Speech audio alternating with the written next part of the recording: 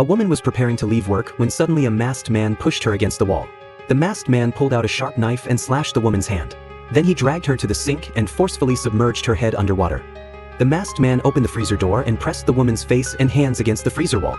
Just as the masked man raised an axe to kill her, the woman's survival instinct kicked in. In excruciating pain, she forced her face off the freezer wall, causing her facial skin to peel off. When the axe was about to strike her, she managed to dodge it safely. After escaping the attack, the woman immediately took out her phone to call the police. However, having lost her fingerprints and facial skin, her phone could no longer recognize her. With no other choice, she bravely ventured out of the room. After making sure the masked man wasn't around, she quickly exited and ran toward her car. Unbeknownst to her, the masked man was waiting inside the car. Suddenly, two headlights illuminated her face, making her scream in terror. She turned and ran toward a dumpster, but due to her body weight, she got stuck. Tragically, her body was split into two parts by the dumpster.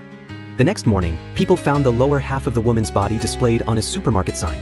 The masked man's actions clearly challenged the local police, but with only blurry surveillance footage, authorities couldn't confirm the victim's identity.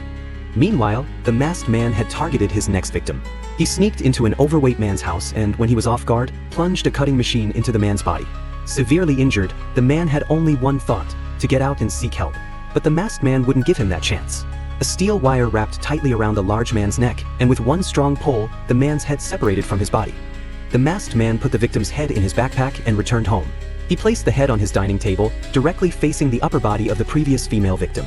But the killer's insane behavior didn't stop there. This time, he boldly posted this horrific scene on his social media account, even tagging several people. After an all-night discussion, the police determined that these tagged individuals were likely the masked man's next targets. These people had one thing in common with both victims. They were all present during a national tragedy where people were killed in a stampede that occurred 1 year ago.